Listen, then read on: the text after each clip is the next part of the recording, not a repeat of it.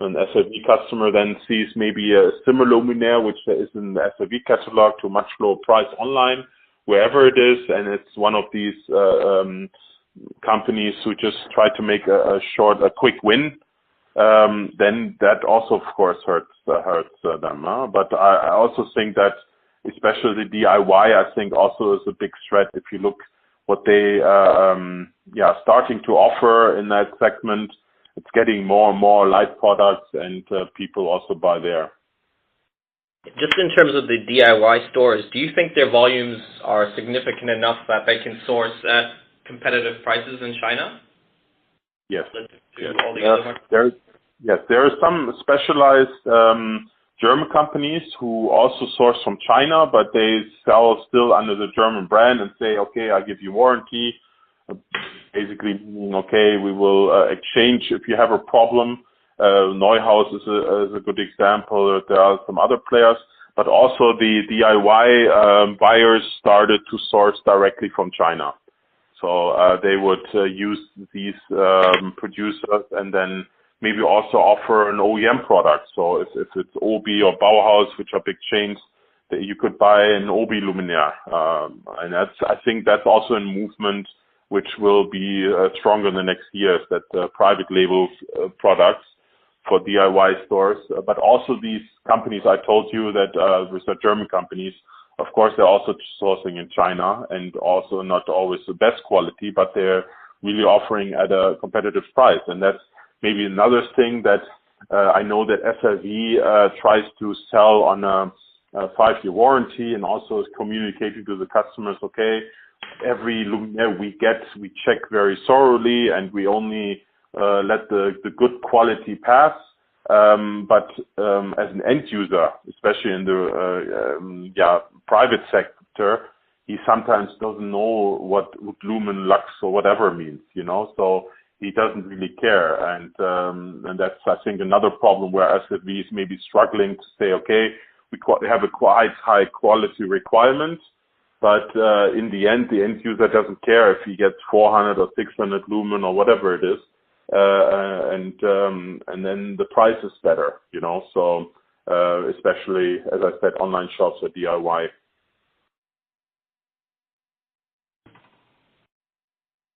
And do you have a view across the other European markets as well? Are there similar trends in those as well, or are they sort of, is Germany unique in it? I think some trends, like talking about prices going down, I think are all the same. I actually, like, to give you an example, my company is still not selling to Sonnepa, which also tries to push brands and also quality. We're not selling to them a basic range. In other countries like Italy and Spain, it's a complete different story. There you have to sell through price, so that's why we're selling our basic. We have 3 steps, so basic, medium quality, and high quality segments. So in a way, you could say that some southern European countries have similar trends. But I personally don't know about the private sector, residential sector, where SRV is active and also present. But I think it must be very similar to the German market.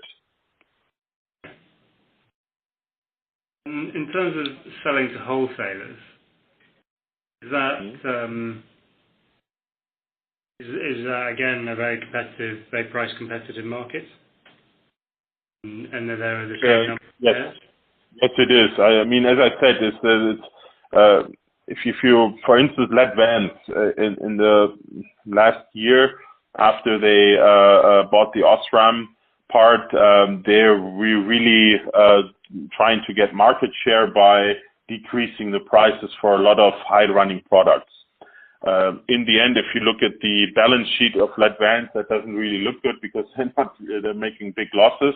But that's their strategy. They want to, establish the brand and the market share, and then based on that, probably trying to increase or see how they can save money to decrease the margin. But anyways, it's a really also very highly price competitive market, and that's why also some medium size and small-sized companies cannot compete anymore. I have a lot of OEMs which I took care of who are saying, okay, we're doing insolvency now, and we really have to see what's going on. And so it's really tough market. What I could maybe also say in regard to SIV is, I mean, SIV is also selling to wholesale.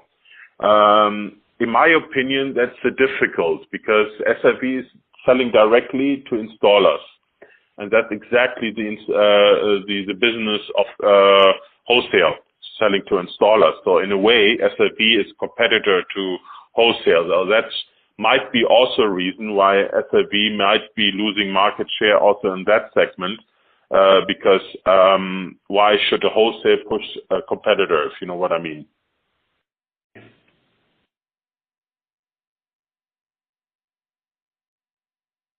You understand what I mean?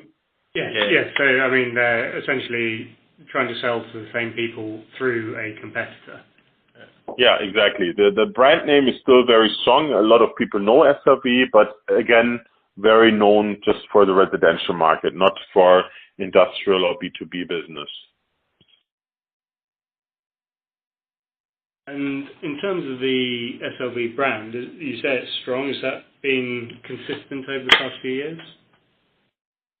Yeah, I would say so, yes. I mean, SRV still has a good reputation, and I think there are also some loyal SRV customers who know, okay, if I buy from them, this is consistent quality. I know where I'm buying it from, and they are also trying to underline that with their 5-year warranty and so on, even though also in the B2B business, that's also quite common right now, but still in the private sector where maybe 2 years is normal, they're still trying to do that. So I think the brand name itself is still quite strong still.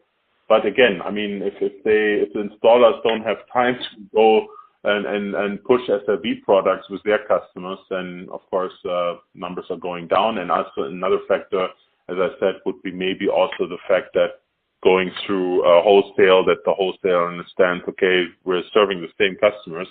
Why should we do big business with you? We can, of course, serve the customers who want it, but in the end, it doesn't really make sense for us because you're selling directly, and we also want to make our margins. So I think these are two big factors, in my view, why SRV maybe is not performing as good as the years before.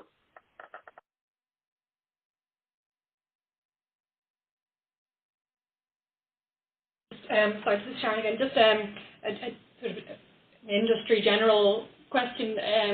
Maybe this is a more difficult one to ascertain, but do we have any sense of how, if sort of in the high quality end for the B2C, sort of margins might differ if you're selling to wholesale versus if you have to go online through like an aggregator like Amazon or something?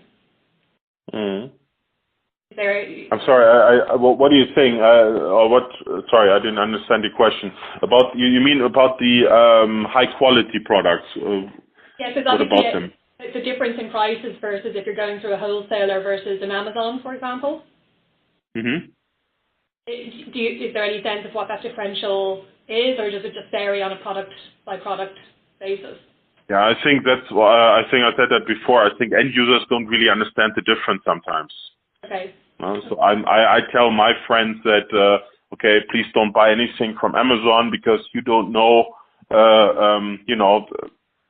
You buy. There's a saying in Germany: if you don't buy quality, you buy twice. I don't know if you have that in English too.